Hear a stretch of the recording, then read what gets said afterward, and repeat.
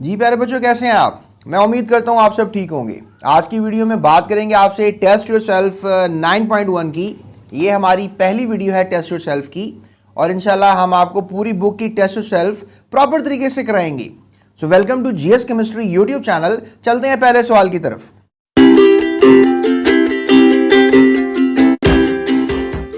पहला सवाल ये है, why reversible reactions never complete, कि जो रिवर्सिबल रिएक्शंस होते हैं वो कभी भी कंप्लीट नहीं होते हैं, ऐसा क्यों है? देखिए प्यारे बच्चों, रिवर्सिबल रिएक्शंस इसलिए कंप्लीट नहीं होते हैं क्योंकि वो दो डायरेक्शंस में चल रहे होते हैं। जैसे फॉर एग्जांपल, अगर मैं आपको एक एग्जांपल दूं, जैसे फॉर एग्जांपल हमारे पास यहाँ पर जो है ए है और बी है, ये रिएक्टेंट्स आप सोच लें, और इसने बना दिया सी और डी। तो प्यारे बच्चों याद रखिएगा कि ए और बी अगर सी और डी बना सकता है तो सी और डी आपस में रिएक्ट करके दोबारा जो है वो ए और बी बना सकता है। तो इस तरह के रिएक्शन को हम बोलेंगे रिवर्सिबल रिएक्शन, और इसको रिवर्सिबल रिएक्शन इसीलिए बोलेंगे क्योंकि ये कभी भी कंप्लीट नहीं होता है।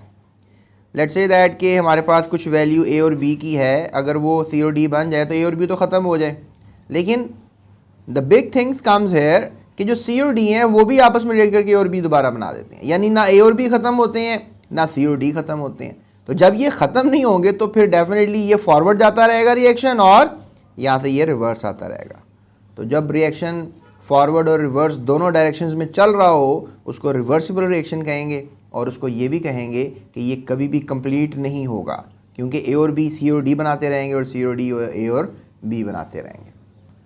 तो प्यारे बच्चों ये इसका जवाब रहेगा। So it's a reversible reaction as products are formed so these began to react with each other. जैसे वो जो प्रोडक्ट्स हैं वो भी आपस में रिएक्शन शुरू कर देती हैं and decompose back in the form of reactants. तो प्रोडक्ट्स रिएक्टेंट बनते रहेंगे और रिएक्टेंट्स प्रोडक्ट बनते रहेंगे। It's mean that reactants do not consume completely, और रिएक्टेंट्स जो हैं वो 100% कंज्यूम नहीं होंगे। सो दैट्स वाई आप कह सकते हैं कि रिवर्सिबल रिएक्शन कभी भी कंप्लीट नहीं होगा। एग्जाम्पल जो भी मैंने आपको दी थी वहाँ पर यहाँ एग्जाम्पल लिख के आप एग्जाम्पल भी साथ दे दीजिएगा तो एक कंप्लीट और अच्छा आंसर बन जाएगा। चलते हैं अगले सवाल की तरफ। प्यारे बच्चों अगला सवाल ये किया जा रहा है कि व्हाट इज स्टैटिक इक्विलिब्रियम, कि स्टैटिक इक्विलिब्रियम क्या होता है। Explain with an example, example की मदद से इसको बता दें। तो प्यारे बच्चों स्टैटिक इक्विलिब्रियम बेसिकली आप कह लें कि ये होता है कि एक रिएक्शन जब हो रहा होता है तो सच सीजेस टू प्रोड्यूस, यानी ए और बी जो है, लेट्स से दैट, जैसे मैंने आपको बताया कि ए और बी जो है अगर आपस में रिएक्शन कर रहे हैं तो ए और बी जो है वो सी और डी बना रहे हैं, लेकिन ए और बी ने जब सी और डी बनाया और एक वक्त आया कि रिएक्शन रुक गया, यानी ए और बी रिएक्ट करना रुक गए और सी और डी भी रिएक्ट करना रुक गए। और जब ये दोनों आपस में रिएक्ट करना रुक जाएंगे प्यारे बच्चों तो फिर क्या होगा? Reaction ceases. एक बड़ा खूबसूरत लफ्ज़ है सीजेस। तो दैट सीजेस का मतलब है रुक जाना। जब रिएक्शन रुक जाए, चलते चलाते रुक जाए, इस तरह के रिएक्शन को कहेंगे ये स्टैटिक शक्ल में चला गया। स्टैटिक मीन रुका हुआ, तो ये इसको आप स्टैटिक का नाम देंगे। So you can say that कि स्टैटिक इक्विलिब्रियम भी यही है कि रिएक्शन हो रहा था लेकिन अब वो रुक चुका हुआ है और जहाँ पर था वही इक्विलिब्रियम में रहेगा, वैसे ही रहेगा। सो एग्जाम्पल भी देख लें इसकी, जैसे एक बिल्डिंग है, जब वो बन रही थी तो रिएक्शंस हो रहे थे and remain standing rather than falling down because all the forces acting or on it are a balance। तो आप इसमें बिल्डिंग जो है अपनी स्टैटिक सिचुएशन में चली जाती है।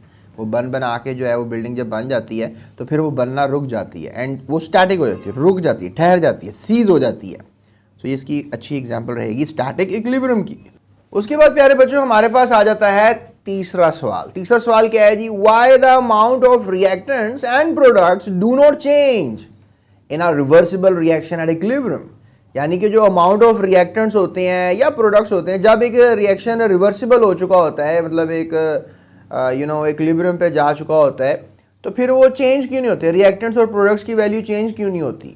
यानी हमारे पास अगर लेट्स से दैट की एक रिएक्शन है, ए और बी और सी और डी बन गए, तो अब इक्विलिब्रियम पे आ गए हुए हैं, तो जो ए और बी की वैल्यू वो भी चेंज नहीं हो रही, सी और डी की वैल्यू ऐसा लग रहा है जैसे रिएक्शन रुका हुआ है लेकिन रुका नहीं हुआ, वो चल रहा होता है। तो ऐसा क्यों होता है? तो प्यारे बच्चों इसका सवाल का जवाब ये होगा कि इक्विलिब्रियम जब आ जाता है the rate of forward reaction become equal to the rate of reverse reaction. याद रखिएगा कि जो रेट ऑफ फॉरवर्ड रिएक्शन होता है वो बराबर हो जाता है रेट ऑफ रिवर्स रिएक्शन के। So there is no overall chemical change. तो आप कह सकते हैं कि इसमें कोई ऐसा केमिकल चेंज नहीं आ रहा। Hence amount of reactants and products remains constant. और आप फिर यही कहेंगे कि जब केमिकल चेंज नज़र फील होता हुआ नज़र नहीं आ रहा तो फिर जो रिएक्टेंट और प्रोडक्ट्स हैं वो आपको इक्वल ही नज़र आएंगे। सो प्यारे बच्चों, ये था हमारे पास तीसरे सवाल का जवाब। होप सो आपको तीनों सवालों के जवाब मिल गए होंगे। नेक्स्ट वीडियो आपको थंबनेल आ रहा होगा, आप उस पर क्लिक कर लें या भी डिस्क्रिप्शन पे क्लिक करें। डिस्क्रिप्शन में आपको लिंक मिलेगा जिससे आपको पूरी बुक की वीडियोस मिलेंगी क्लास 10 केमिस्ट्री की। इसके अलावा आपको एक आई बटन नज़र आ रहा होगा, आई बटन से भी आप हमें फॉलो कर सकते हैं। अभी चैनल को सब्सक्राइब करें और अपने दोस्तों के साथ लाजमी इसको शेयर कीजिएगा। अपना बहुत ख्याल रखिएगा। अल्लाह हाफिज़।